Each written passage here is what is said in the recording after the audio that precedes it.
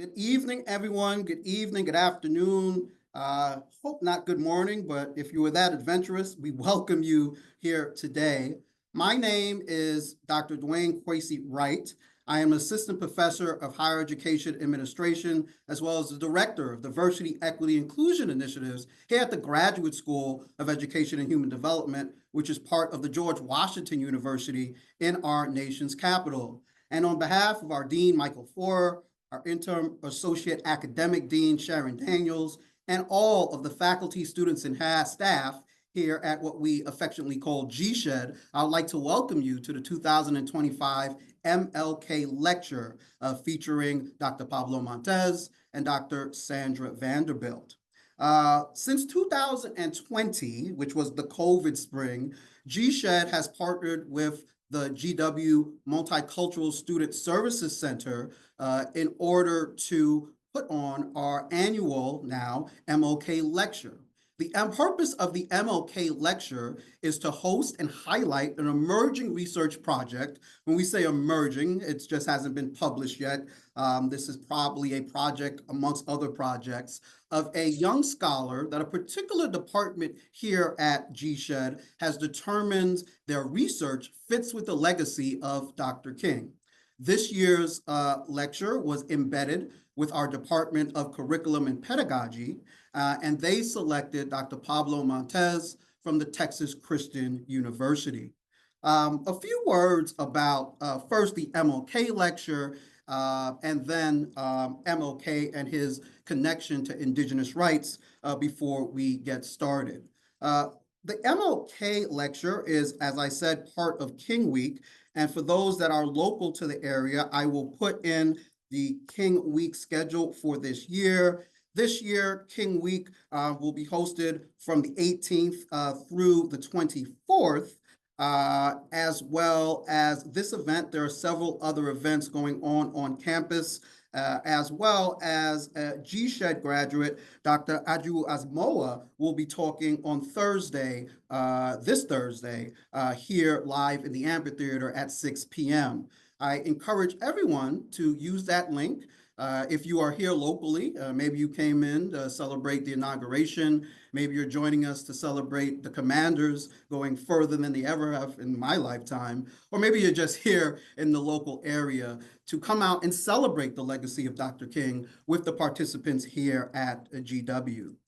Some might wonder what the connection between Dr. King's legacy and Indigenous rights is. And I sort of had that wondering myself before I did my research. And that's the wonderful thing about research. So I will share a document with my audience here, which comes from some scholars at Harvard. But there's one quote that I wish to cite directly. And this is a quote that Dr. King wrote in his 1963 book, Why Can't We Wait?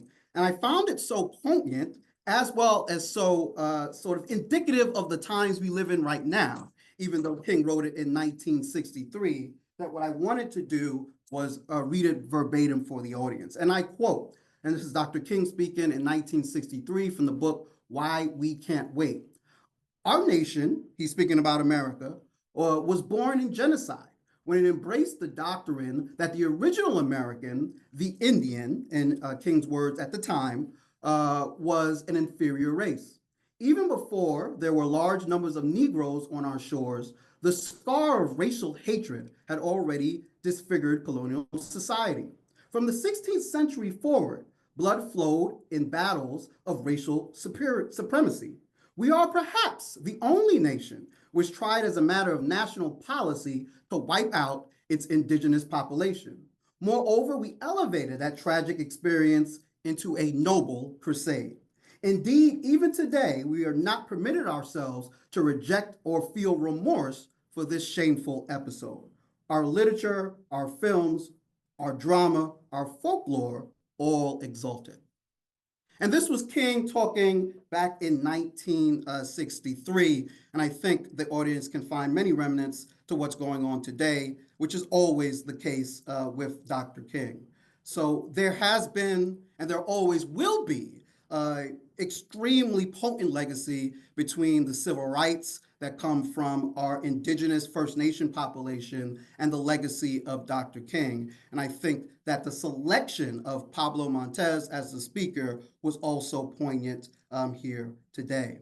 And one of the key persons that helped with that selection was Dr. Brian Cashmore. Brian's recently published article on revealing a deep aspect, curriculum as a subjective space, just hit the dots, so I'll put that here to you. Brian, thank you so much, Dr. Cashmore, for selecting Pablo and for all that you've helped to do to make this lecture a reality. And I think you have something special for us right now. Thank you so much, Dr. Wright. Dr. Montes, welcome, and thank you for being here with us today. It's truly a privilege.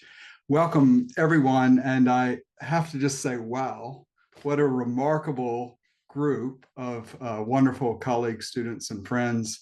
It's such a pleasure to see all of you here today. I'm going to offer a land acknowledgement with a little context from Dr. Montes's work.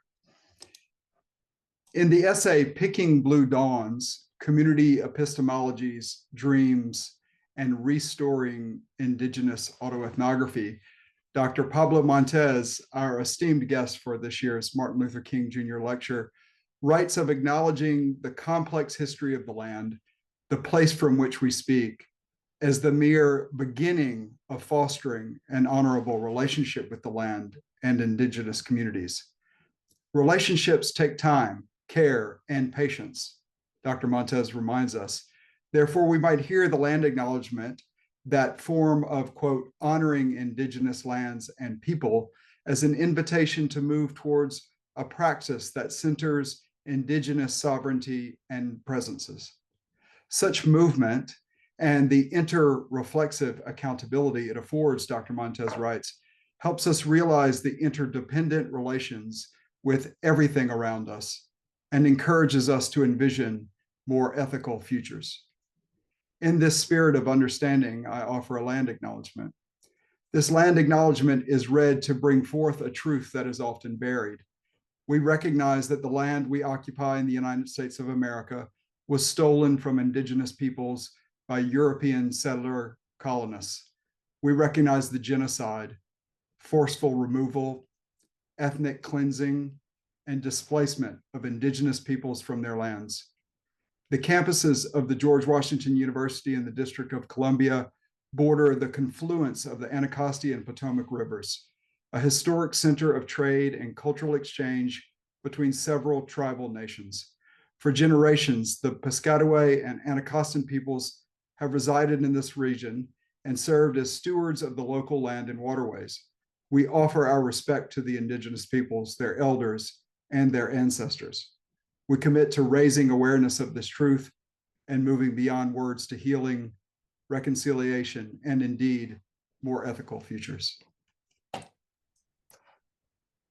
Thank you, Dr. Cashmore. That was very powerful, and we appreciate those words and hope that today's presentation is GSHED's and indeed GW's way of taking those words and bringing it into action, if only 1% of the way. As we've said earlier, the MLK lecture takes a young scholar's work that is unpublished, presents it to a live audience, has a response from a more established scholar. We will have a Q&A at the end of the event in which the audience can engage both with the lecturer and the respondent. Until that point, we would ask that you keep your mics muted throughout both Pablo's presentation and Dr. Sandra Vanderbilt's response as well until we get to the Q&A. In the alternative, please feel free to engage in the chat throughout. Continue to introduce yourself, continue to add questions, either myself or Meg and Tehran, the group that sort of really makes this happen here at GSHED, will be sure to note that question and we'll try to get it to either Dr. Montes or Dr. Vanderbilt at the end of their presentations. I will note that this is a research presentation. We're talking about research. There are many other events we hold at GW and at GSHED that are sort of designed for people to engage in debate about controversial ideas. However, this is not one of them. Dr. Pablo Montes would appreciate questions that will push their research towards publication rather than questions that sort of challenge the purpose or the ideas within the research. So I would just ask that the audience gear those questions either that you put in the chat throughout or at the Q&A towards that. And with that said, one of the things we love to do here at GShed is sort of pass the torch. And I will say that last year we had a wonderful MLK lecturer from Dr. Elizabeth Kutcher, and her presentation, There is Power in Representation, Stories of Disabled Teachers, is on YouTube if you want to review it. Dr. Kutcher, as an MLK lecturer veteran now, we invite you to introduce this year's MLK lecturer, Dr. Pablo Montes. Thank you, everyone. Please feel free to put your questions in the chat. Thank you so much, Dr. Wright. It is my honor to have the opportunity to introduce Dr. Pablo Montes. Dr. Montes is a descendant of the Chichimeca Guamares and Purepecha people from the Valley of Huatzindeo, specifically a small rancho called La Luz at the foot of the Culiacan Mountain.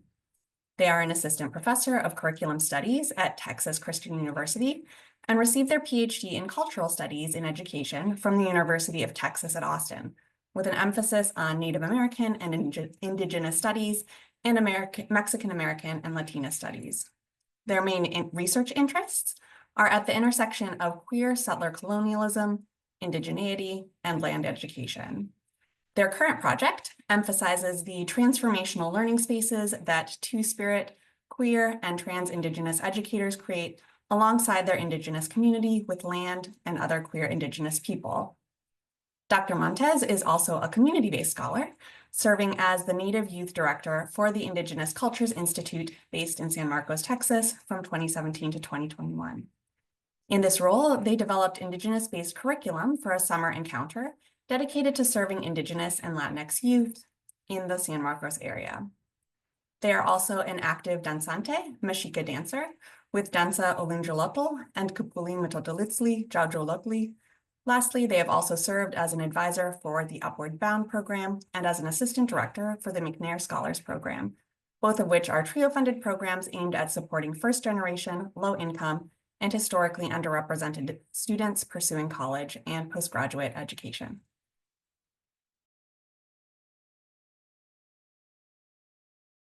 Thank you, Dr. Kutcher. Dr. Pablo Montes, we welcome you for your lecture. Okay, thank you so much. Good afternoon, everyone. Buenas tardes. Thank you all so much for this generous invitation. I'm so excited to be here with you all today to share with you a little bit of this research project that stems from the dissertation. And I've kind of let it breathe the way it needed to for a while. And I think the work is telling me to circle back to it. So I'm super excited to share with you all what that looks like in this presentation.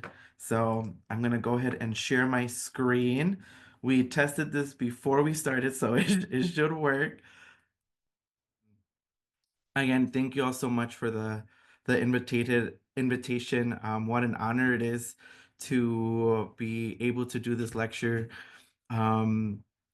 in the spirit of Dr. Martin Luther King Jr., celebrating Dr. King's birthday yesterday. And thank you, Dr. Wright, for that wonderful connection between Indigenous communities and civil rights movement, right? A lot of Indigenous scholars do pay homage to Black studies, Black power movement, civil rights movement as kind of the inception of movements in general, right? Towards liberation, inclusion, and liberation. So thank you all so much for allowing me to share some of this work that I have, in progress, working through these ideas that I've had. So the title of this presentation is called Ethnographic Witnessing and Methodological Pauses, Working Within Indigenous Spiritual Communities. Again, my name is Dr. Pablo Montes. I use any pronouns, and I am speaking to you all from Texas Christian University, and I am an assistant professor in curriculum studies. Right. So this is just a little bit of an agenda that I have here, so we can be guided by, what I have in store. So I will first like to do a formal introduction and a land acknowledgement based on where I'm from, right? And then I'll talk a little bit about researcher positioning, who am I as a researcher, and how do I enter work with Indigenous communities as a researcher, which then will lead to what this project really is about, right? It stems from my dissertation, and really it is a question about methodology and the methodological questions and points of departure that I had while doing the work that have led me to think about what does it mean to engage in what I introduce as ethnographic witnessing, and how that might be a generative way to think about working with Indigenous communities in particular. But if this methodological venture is useful for others, how might that be useful for others working with communities who have historically and systematically been underrepresented and marginalized.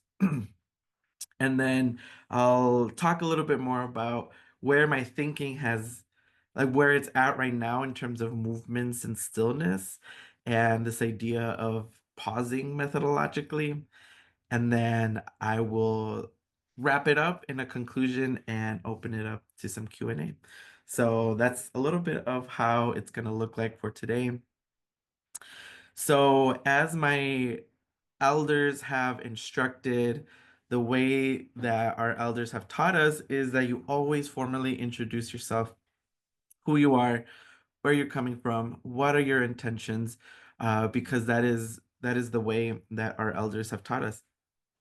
So this is a little bit about myself, as was shared by the previous uh, invited lecture for Dr. Martin Luther King. I am a descendant of the Chichimeca Guamares and the Purepecha people from the valley of Huatzindeo, which is in the southern region of the state of Guanajuato, Mexico. I am from a small rancho of about 1,200 people at the foot of the Culiacan Mountain. This is a little bit of who I am, right? This is my family. This is my community. This is what I do. That is also not my kid. Just a FYI, that is my niece. But that is this is who I am. This is how and what shapes the way I enter the work that I do, right? At the bottom left, that is my family. That is us gathering at the foot of the Culiacan Mountain, a mountain that has taken care of so many generations of my family. I am the first generation, along with other cousins, to be born away from our ancestral mountain, right? So what does it mean, to be of place, to be of the land, to be of the mountain that we call home? So that is just us. That's what we do, right? That we are, and we just become part of the land that has always guided us and protected us. So I'm in there somewhere in the midst of all those kids, but that is where I'm from, and I'm deeply honored that I am able to call that land, that mountain, home. At the top, you will see the Native and Indigenous Summer Encounter program that I was able to support.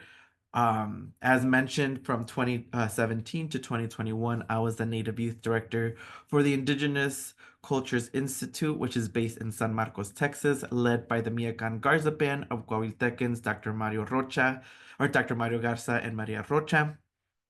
In the summer encounter, we spent a week with Indigenous descendant and Latinx youth in the San Marcos area to teach them about their Indigenous culture, Indigenous ancestry, and how the sacred springs that are located across the Austin to San Antonio corridor are sacred sites, and how how to instill a sense of urgency of protection for our sacred sites as well.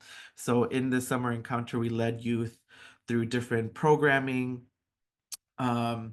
dance, art, music, whatever you could think of, we allowed and encouraged students to participate in that.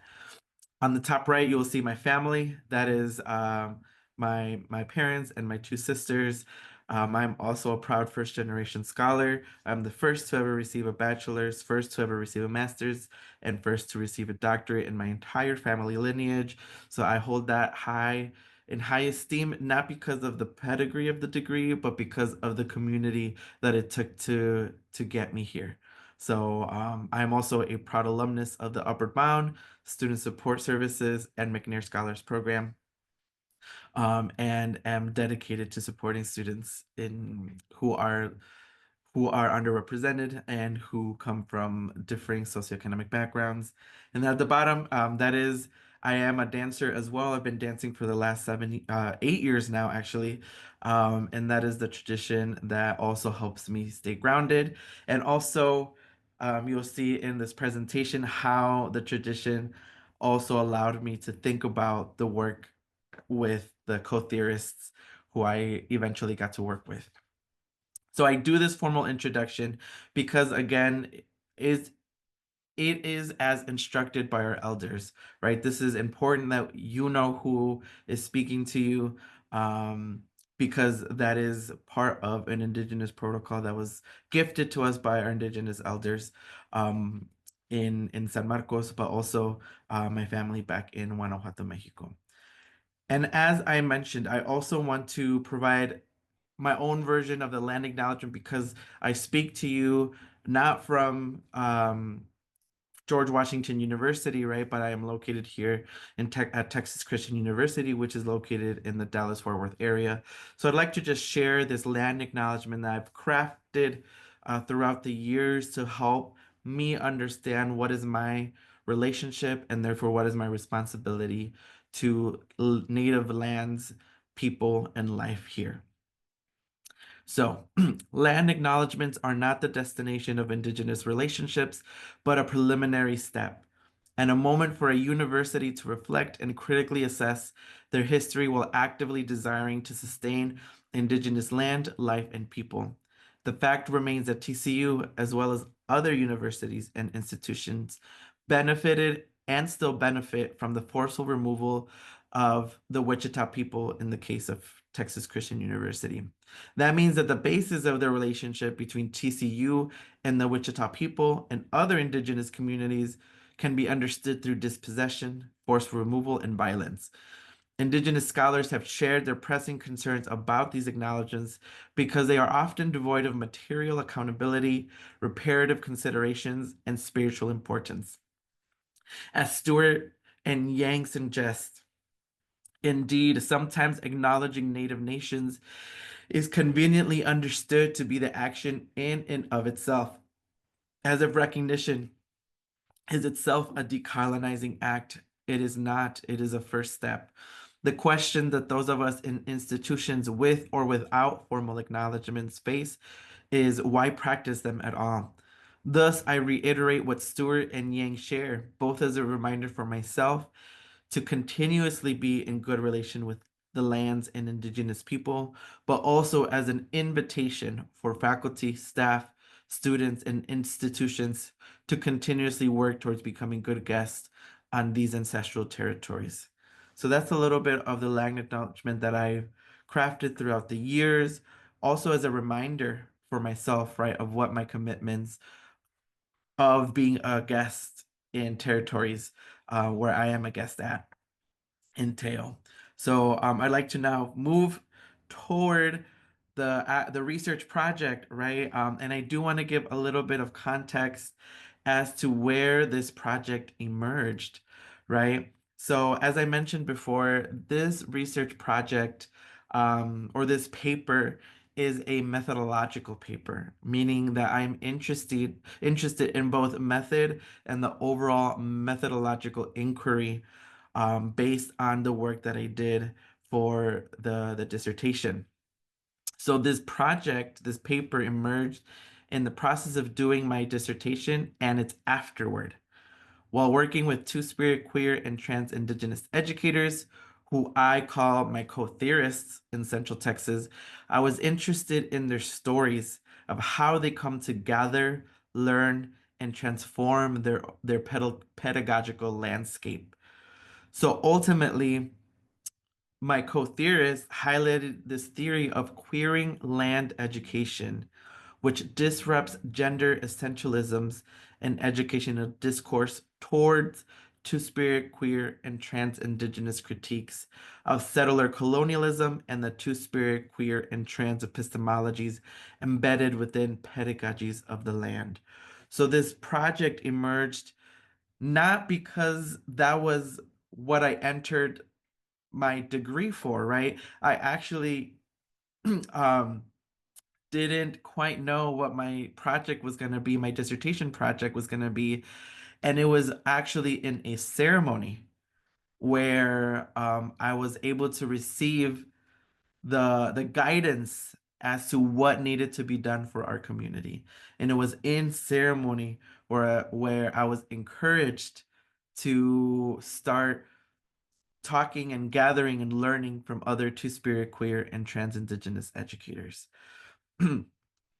From that, um, from the dissertation, I have been able to publish a journal article in Curriculum Inquiry called Recharging Queer Indigenous Zones, where I thought and was able to be in epistemological kinship with two-spirit, queer, and trans Indigenous educators in Central Texas.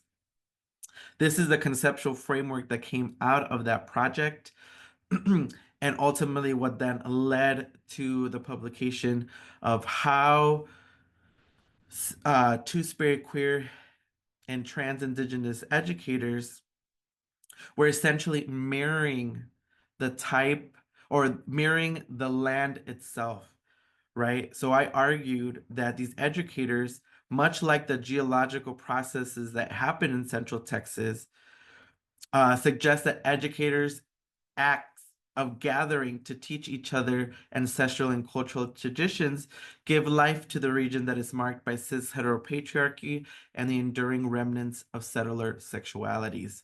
So in this project, right, what then became apparent was the methodological choices that I made as I was working with these two-spirit, queer, and trans Indigenous educators.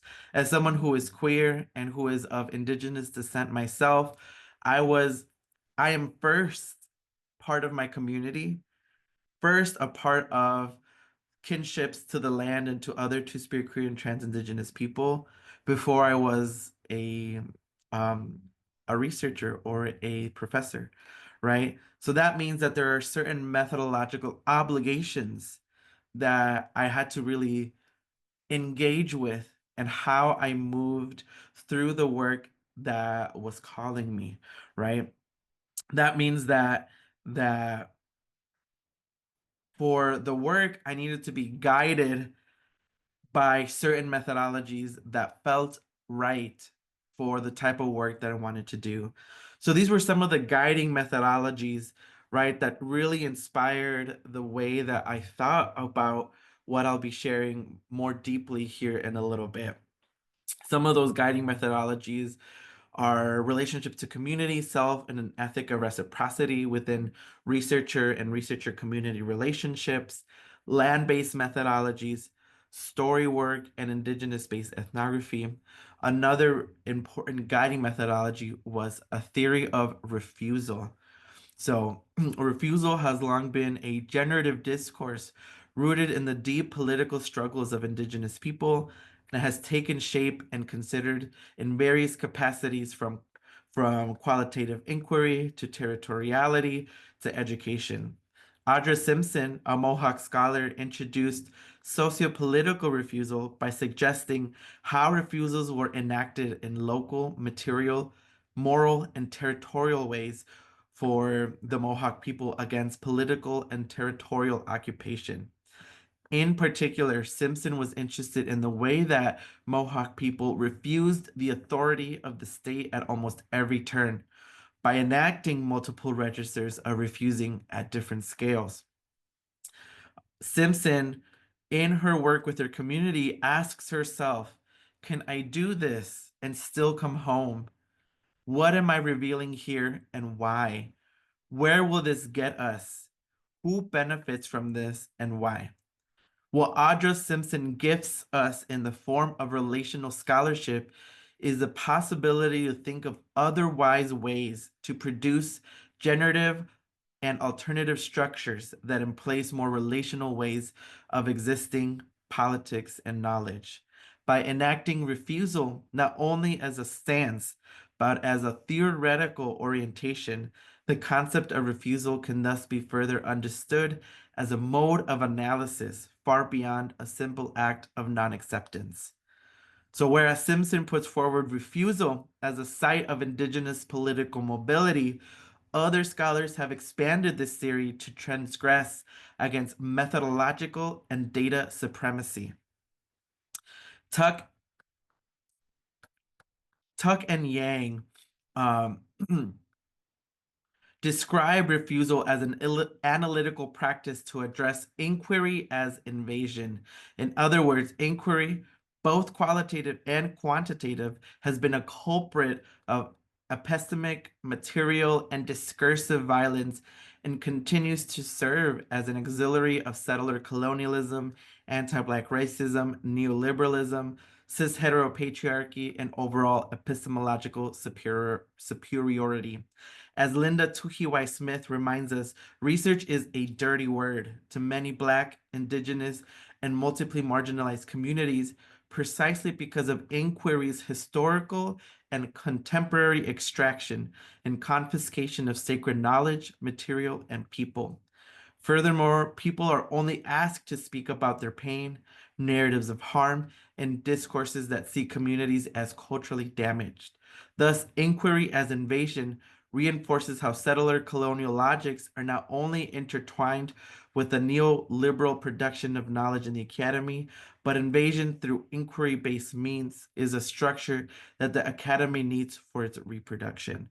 So, refusal really allowed me to guide myself in what then I decided to think of in terms of the work that I did with my co-theorists through ethnographic methods. So because I was in the dissertation, I was interested in following Indigenous my co-theorists to ceremonies, to different places of ceremonial importance. I had to think closely and intimately with the theoretical genealogies of refusal, land education, kinship, what then I eventually proposed as this idea of ethnographic witnessing, right?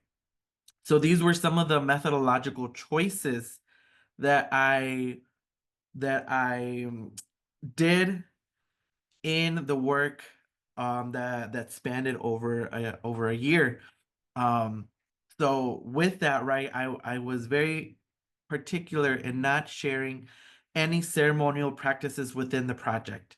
I share the context by which we arrived and participated in the ceremonies, but I never shared anything about what actually happens in ceremony, right? I know that there's books out there now that do, but for the sake of the community and my co-theorists, I did not share what was happening within the ceremonies that we attended. And one of the things I was also particular was I did not think about writing, or make notes of what I should write while I'm in ceremony, right? So the thing that I had to leave behind was this idea that I have to be an observer and an ethnographer in the place where ceremonially I am being called to be at, right? So for me, that meant I had to leave those things behind, right, as I approached ceremony. So once the ceremony had concluded, right, I allowed myself a couple of days to allow my memory to restore and also restory what occurred. What I mean by a restory is, what is it that is meant to be remembered?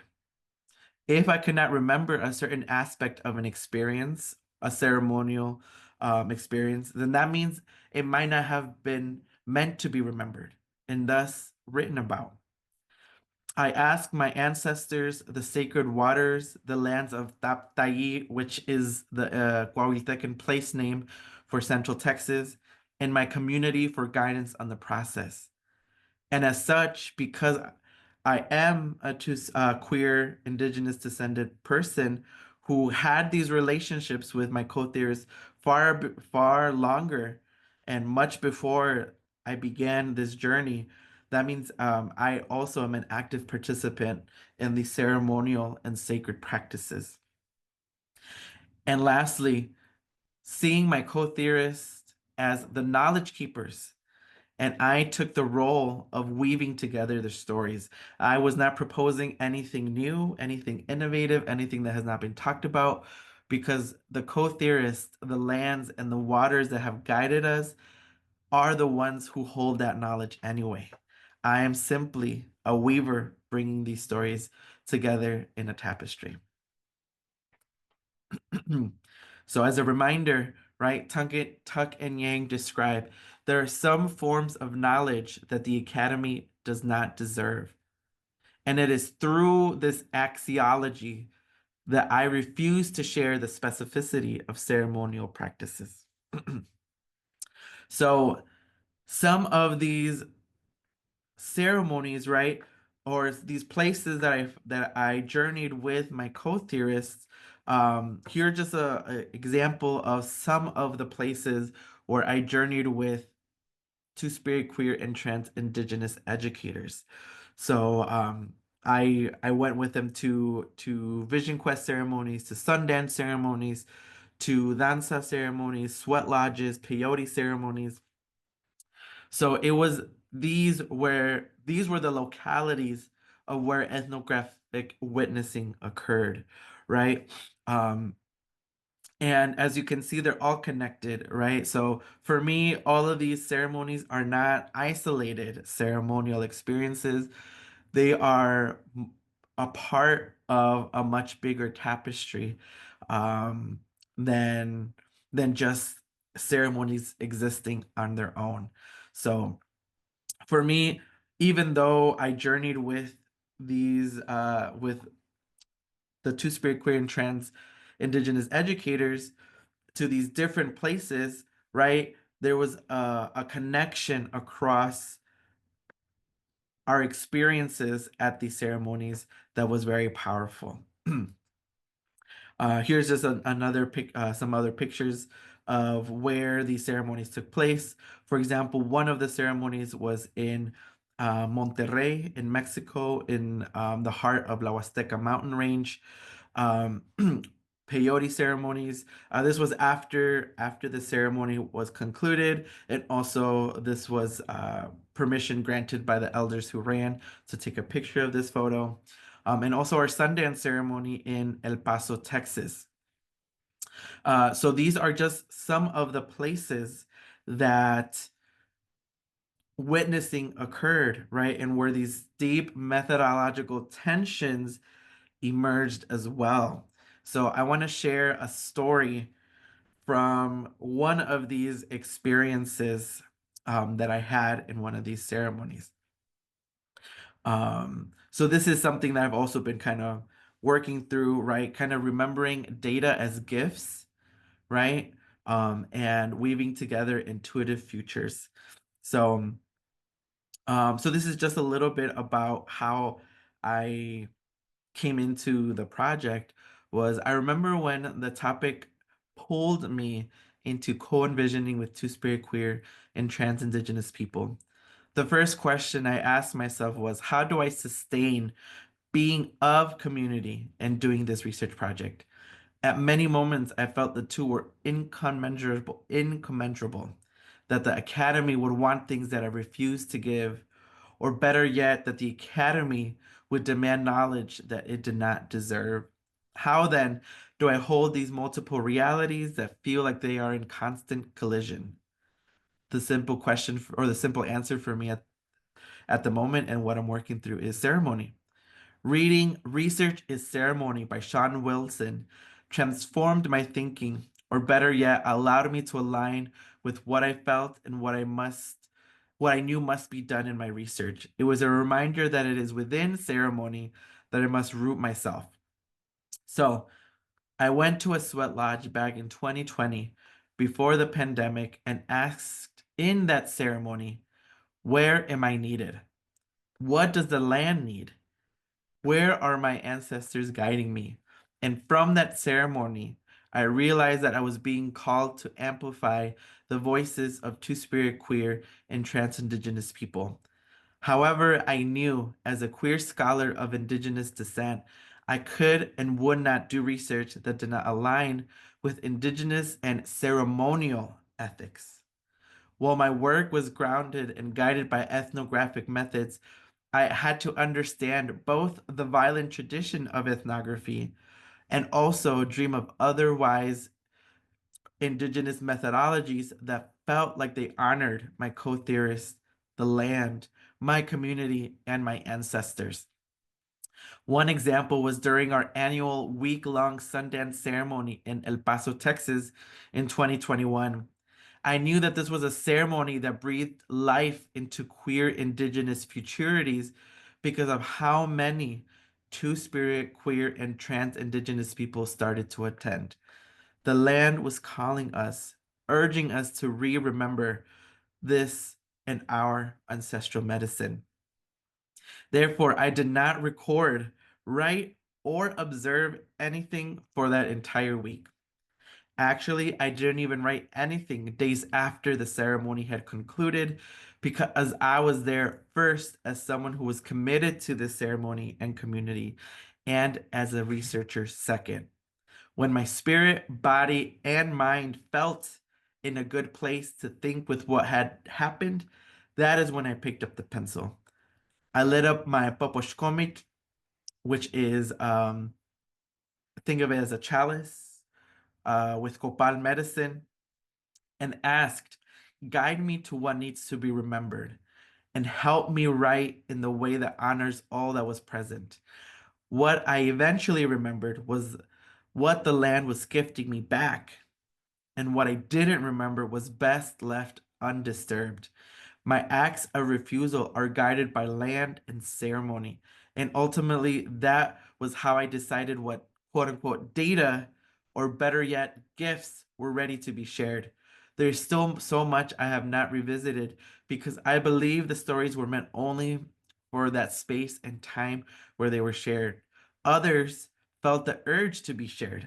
And following an intuitive logic was how I negotiated these complexities.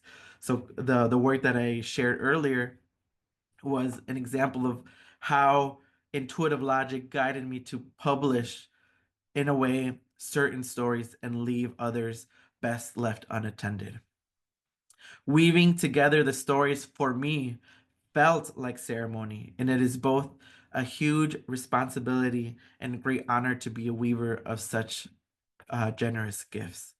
So in this example, right, this is really where I had to continuously pause, create these moments of pausality, right, of being okay with not moving forward as a way, that the neoliberal academy often forces us to think about these notions of publish or perish, for example.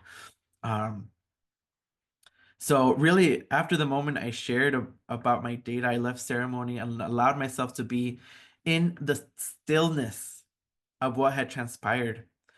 For me, moments of methodological pause are imperative to my own ethics. I have to constantly allow myself time to be reflective because I am committed to community. That means that there are deep obligations that must be in constant negotiation as someone who is also in the academy. These moments of pause are generative and help recenter ourselves when we are in the midst of writing and weaving the stories of those who we are in relationship with. So these pauses, right? These questions that emerge were, will this project be of service to my community? And if so, how? Does this project do justice to the knowledge and stories of my co-theorists, which includes the land, which includes the ancestors, and includes all of our other more than human kin? Are there aspects I should not reveal within this project and should not be for the walls of the academy? And how are reciprocity, respect, dignity, and relationality demonstrated throughout this process? So I really then, and this is where the emerging writing is taking me, is I then began to think about refusal, the concept and the theory of refusal, as also being land-based and water-based. What I mean here is that refusal encompassed both the people who were my co-theorists and, importantly, the land and waters that guided us themselves. I began to ask, does the land want me to remember what emerged? Or what does water want me to remember? Or lastly, through land and water epistemologies, what are the refusals present against an inquiry as invasion and knowledge supremacy? So I do not think about pausing as a complete stop as immobilizing. I think of pausing in terms of stillness, becoming attuned to environment and emplaced in our relations. Stillness' counterpart, or better yet, different placement in the same circle, could be thought of as movement. Water is never truly still, but it changes as is needed. Much like the land and waters that guide us, pausing allows us to reflect how land sometimes wants us to be rooted. At other times, the water is teaching us how to move swiftly or quickly or how to ripple out. Pausing allows us to get to the place of malleability and to move towards ethical, land and water-based methodological protocols. So as I'm wrapping up here, my conclusion, as I believe I have about 5 minutes left, this emerging methodological paper focuses on the intimate in-betweens of research project. It is indebted to Indigenous scholars who have theorized refusals at every turn and in multiple places. I think of ethnographic witnessing as being rooted in land and water epistemologies, and thus an extension of refusal by suggesting that land and water also refuse at every place and at multiple scales. What then might we learn about methodologies within when learning and leaning into what land and water's refusal looks like? So in conclusion, ethnographic witnessing is a methodology, right, of stillness and pausality rooted in these types of epistemologies. It accentuates relationality over traditional research protocols. As I mentioned, this paper is barely emerging, and I did the research 4 years ago, right? As I completed the dissertation, right? That does not mean that my relationships were over, right? But that meant for me, what do I do now with what was gifted to me on these pages? For me, I had to wait and allow the stories to unfold the way that they needed to, which is why I did not open or touch the dissertation for almost 2 years after it was completed. But these are the moments, right, of deliberation, inquiry, and reflexivity that were really important to me, right? And how this type of ethic centers epistemologies that are always already rooted in land and waters. And ultimately, it is a step towards protecting sacred knowledge, right? As mentioned before and throughout this presentation, there is knowledge that the academy does not deserve precisely because it is the culprit of so much violence, right? So it encourages us, right? What would it mean to be guided not by, right, traditional research methods, but instead be guided by our ancestors, by the land, and by the community. So these are some of the emerging thoughts of this paper, that I've been working with for the last couple of years. And it's a paper that is very intimate. So I thank you all for the invitation to be able to share some of my thoughts with you on how I'm thinking about really methodological questions when it comes to working with, in specific because of the work I'm doing with Indigenous communities, and in broader senses, how we can think about these types of methodological questions in the work that we do, especially if it's with historically and systematically marginalized communities. So in conclusion, I'd love to thank the Graduate School of Education and Human Development at the George Washington University for extending the invitation and allowing me to be in community with you all today and to share some of these emerging thoughts that I've had for quite some time now. So it's good, to kind of allow myself to speak and talk through these things as well. So thank you all for this invitation, for allowing me to share what ethnographic witnessing could potentially be.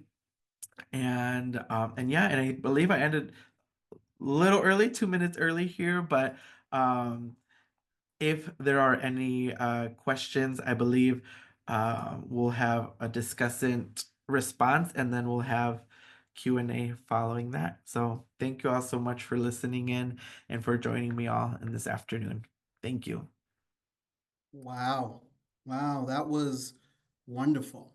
V- Very engaging, intellectually juicy.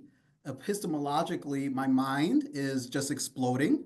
I have about 1,000 questions, but I'm going to take a pause and we'll get to that after the response. I have the privilege of calling upon Dr. Sandra K. Vanderbilt for the response.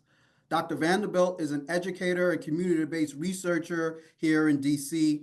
Her research interests include youth storytelling, counterstory, critical literacy, critical disability studies, and disability justice. She is currently the principal investigator for a study of middle school and high school age young people's mimic media use, for which she is working with a GSHED colleague and grad student. She specializes in teaching qualitative methods, as well as support students in the GSHED community as those across the university and the consortium we have here in DC. Dr. Vanderbilt enjoys exploring ways that theory, so this should be a really great respondent for this particular project, informs research practice, working with students to find ways to best hear and learn from study participants, or as Dr. Montes, co-theorist of their projects. Dr. Vanderbilt actively collaborates with students and fellow researchers to engage individuals as experts in topics being investigated through innovative methods. Dr. Vanderbilt was elected in October of 22 to the executive board of the American Association of Advanced Curriculum Studies as a secretary, previously a school teacher and reading specialist in Chicago and here in DC. She continues to work with schools, neighborhood community centers, and local artist-based and youth activist organizations. I will also add that Dr. Vanderbilt is the current chair of the GSHED Diversity and Equity Committee, a true scholar and a wonderful friend. Dr. Vanderbilt, can we hear your response to this year's MLK lecture? Thank you so much, Dr. Wright. Thank you for that kind introduction. Thank you so much, Dr. Montes, for your work here. You've compelled me to think about much more than I have time to offer in this response. And I look forward to hopefully talking with you in the future about some of the ideas that I won't be able to touch on. But for now, I'd like to pick up on 3 threads from your presentation, specifically in my response this evening: responsive methods, relationality, and worthy witnessing. Through these 3 threads and what we have heard in your work, I'll emphasize justice-seeking care as an ethical imperative for community-based research and in response to what you called tonight methodological obligations. To begin, I will discuss your use of method, thinking through what it means to weave through a project responsively. In a part of my discussion, I am thinking of as responsive methods, perhaps what you described as causality, stillness, and constant negotiation. First, I'd like to thank you for this example of what someone you already referenced, the author of Decolonizing Methodologies, Linda Tuhiwai Smith, terms researching back in the same traditions of writing back and talking back. The project itself and your challenge here to method through your participation and land education as your connection and listening to the land, or forgetting as a means of listening, show us examples of researching back in what Sean Wilson, who you also referenced, shows us is an Indigenous paradigm for research. I'll touch more on this thread in the next thread. Your methodological intervention researches back to the violent history of ethnography as matched by Indigenous and ceremonial ethics as you resist colonial and white supremacist logics of research. As Bonilla Silva and Zuberi describe, we are both in social and physical science, in the social and physical sciences, inculcated into logics that were and are developed within and through white supremacy. These forms of reasoning all too often discredit the subjective under a guise of objectivity. Your work, your use of time and breaks, your spiritual acknowledgement of place, research back to these damaging logics. As a methodologist, my students who are here are going to hear familiar emphasis on something that I've often repeated in their classes and our personal meetings. Our first commitment in any research study is not to the research or design. It is not to ourselves or to the outcome of the study. As scholars like Michelle Fine write, our first and most important commitment is to those with whom we work, the participants. Dr. Montes, I see this as resonant with your engagement in the Sundance ceremony and the alignment of your priorities in the stories that you told us tonight. As researchers, our ethical commitment must be to them first and to the study or what we are hoping to learn much later. In this way, even when we feel external pressures, for example, my students who are feeling the pressure of dissertation work, you perhaps feeling the pressure to publish, we must think of our engagement as just that, engagement with, not extracting from. Your work explicitly resists logics of extracting from. Sean Wilson's book, mentioned in your speech just a moment ago, suggests an Indigenous paradigm for research, which, as Wilson explains, necessitates different methods and methodological principles with sensitivity to the unique needs of Indigenous peoples and groups. Bringing the first thread of responsive methods together with the thread of relationality, Wilson emphasizes that a hallmark difference of this paradigm, contrasting to dominant research paradigms in the emphasis on collective, is the emphasis on collective over individual knowledge, with a circular rather than linear logic, with ontology, epistemology, methodology, and axiology all continually interacting and informing research. I saw this echoed in the conceptual framework that you presented with restoring queer land education and in the cycle of stillness and movement. In this project of describing and symbolizing research as ceremony and an Indigenous paradigm, Wilson describes how, quote, this knowledge came to me intuitively, end quote, which you also referenced tonight. Wilson's description of how he learned or came to understand resonates so much with how we hear from you about your work, the waiting, the ways that the knowledge came to you through an interconnected presence with the land, with others, and in ways that are unobservable, unreachable with a set of logics not made by and for you or the people who worked with you for your study. Like your process examples of waiting and forgetting, it is important that we as community-engaged researchers find new methods and resist what does not fit from tradition. This necessitates being open in our listening and flexible in our approaches before, during, and after activities when we are hoping to learn with those who agree to participate with us in research.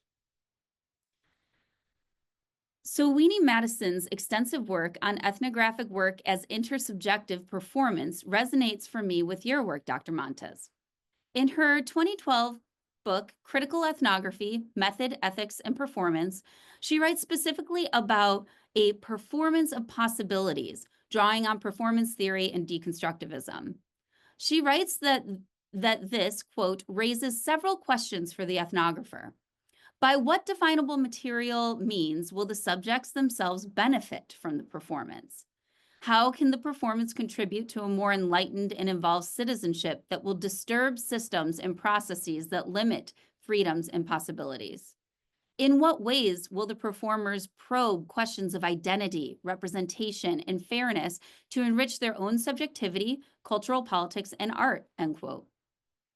In a later chapter, Madison writes about writing as performance and writing as embrace. She describes intentionally writing, quote, to meet the reader with both affect and affection, and that to embrace is a state of taking in or taking up the cause, and it is emotionally grounded and purposeful in its passion to bring the reader inside the sensual movements and meanings of the text, end quote. Dr. Montes, I think that you have met us here offering us your lecture as a text that is generous in the ways described by Madison. You have offered us an encounter and made the pedagogical move to bring us awareness through proximity in a way that, in my read, is deeply relational. And the second thread I'd like to stitch through this response is your emphasis on relationality.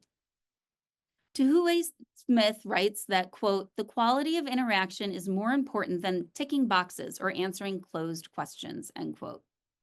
As you describe, not just building relationships and being an embedded presence, but the building of and being a part of community and ceremony, you emphasize co-envisioning relationship, interaction, and study, co-creating space, knowledge, and design, and co-theorizing with those who are in these spaces with you and who are spiritually tied to the places like you.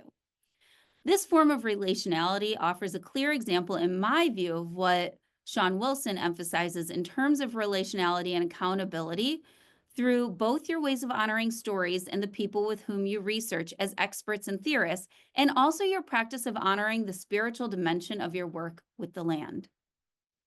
In a chapter I wrote with Arshad Ali a couple of years ago on building trusting relationships and community-engaged research in an edited volume titled Critical Youth Research and Education, Methodologies of Praxis and Care, I recount a story of a teenage girl who worked with me as a part of my own dissertation study. A couple of years before the research that resulted in that study, I met and interviewed a girl who chose the pseudonym Autumn. She agreed to participate in a couple of interviews and some activities for a class research project. She shared helpful stories and insights with me, and I learned a lot about how she understands her community, her relationships with adults in her life, and the broader worlds she moves in regularly. 2 years later, as she and I engaged in an embedded project, and after she had known me through various community-based programs, activities, etc. for that time, the insights she shared were quite different. In that chapter, I share, from careful community participation over time, I learned that Autumn's reflections on her experiences in her neighborhood are complex, rich, and also at times seemingly contradictory. Through long-term community engagement, it is impossible to reduce Autumn to a trope or capture perspectives about her community as singular or static. And more importantly, for the purposes of this chapter, her perspectives both shifted, not simply over time and over conversations, but also what she decided to say shifted based on whom she was engaging with at the time. When we initially met, I was a person who volunteered in the center that she frequented after school. But over the course of working consistently, multiple days a week in a program, listening carefully to and working to help Autumn achieve some of her own goals, getting to know not only Autumn, but her family, community, and the spaces in intimate ways, and she got to know me and my children more. I was clearly a different person to her. We cannot reduce the shift in Autumn's perspective to rapport, but rather through building a caring and trusting relationship via the development of a program together, planning for future work together, and knowing one another's families and friends, both within and outside of research and community center activities. Dr. Ali and I begin a section of that same chapter titled Trust Over Access with this short paragraph. Within qualitative research handbooks, access is often taught as a technical requirement. Often, access is defined as a stakeholder permission to conduct research in a particular space or place. Although both of us have taught the idea of access, we prefer trust as a more meaningful category. Trust is multifaceted and layered. Access is the first step of a trusting and trustworthy relationship. Although we may formally gain access to a school or community, we may not have trust. Trust requires knowing people from a community well, listening carefully to them, and expecting refusal to certain ideas the researcher might carry with them to the community. The corollary to this is that trust requires communities to know us as researchers well. Trust requires honesty and honest relationships that are rarely unidirectional. Returning to our responsibilities as first to those who work with us rather than to producing these products of study, this thread of relationality must be carefully linked to our research practices and the ways we represent what we have learned in terms of accountability. Dr. Montes, in your work, we see this accountability in seen and unseen forms. From the very beginning, during your land acknowledgement, you ask in connection to the land, what is my relationship and therefore what is my responsibility? Finally, I see these threads, responsive methods and relationality, as intertwined with worthy witnessing. Maisha Wynn and Joseph Biles describe 4 phases of ethnographic work that resist domination of the researcher over the researched. In their youth-engaged work with urban literacies, they highlight these phases beginning with admission, or when someone who wants to learn about and in a particular context, the researcher, enters spaces and relationships with openness and listening and is perhaps finally trusted and admitted to the group and activities. Next, the researcher would engage in declaration, where she, he, or they lays bare the social and political ideologies they hold as they engage in scholarship. Third, Wynn and Biles describe revelation, where, as they call it, an equilibrium is reached through mutual respect, and the researcher might begin to learn as guided by and participating with those with whom they work. Finally, they describe that in representing the research, there are decisions to be made about confidentiality and what might be revealed publicly. Dr. Montes, the weaving of stories as ceremonial in your work demonstrates the relational ways you were admitted to the places and with the people who participated with you in the spaces you learned. I am curious about your declarations to them about your perspectives, but through your presentation, I can infer that this was done in many ways during your study, as you have emphasized in this talk the way your elders taught you through formal introduction. You also showed us such declaration even in your representation here with the way you offered methodological context. It is also clear that the intuitive knowing that was revealed to you at the later dates of your recording your experiences reached a balance as described a moment ago with the people who participated with you, the land, and perhaps a metaphysical encounter. Finally, you have described, like Eve Tuck and Wayne Yang, refusing research as you carefully considered what is described here in the phase of confidentiality from worthy witnessing. Greg Dimitriadis describes refusal as a, quote, fluid and dynamic construct, end quote, when it can become calcified in our research and activism, as opposed to fluid and dynamic. Dr. Montes, we hear in your work about the fluid and dynamic nature of both the participants and activants of resistant and your own refusals.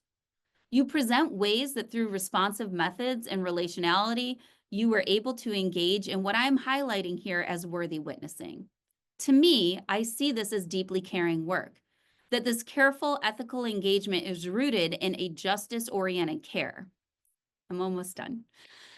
In his book, Trans Care, Hill Malatino discusses the ways that he would tune out the chatter of the world around him as a means of self-preservation and discuss the ways that trans folks, quote, do what they need to keep going, end quote.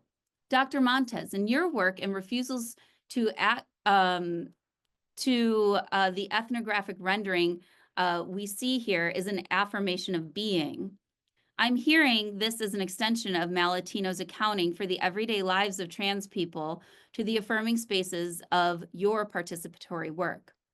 Malatino goes on to contrast the spaces he's tuned out to affirming spaces of care.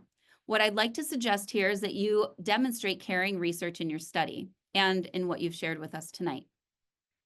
As a curriculum scholar and a methodologist who gives a great deal of my heart and mind to thinking about what we know and can use from social science traditions and what we must resist and disrupt, I believe you offer helpful responses to the curriculum questions of whose knowledge is of most worth, who decides, who benefits. Your methodological intervention offers new visions through a deeply caring approach to working with people in deeply relational moments in places filled with meaning and wisdom. Dr. Montes, thank you for serving as this year's annual MLK lecturer. I just want to take perhaps a pause to say in his 1958 book, Stride Towards Freedom, Reverend Dr. Martin Luther King Jr. teaches us to live actively against injustice and about a radical love that is not sentimental or affectionate. From his position of battling against injustices that directly affected himself, his family, his church, and many others, he writes, quote, "When I am commanded to love, I am commanded to restore community, to resist injustice, and to meet the needs of my brothers," end quote.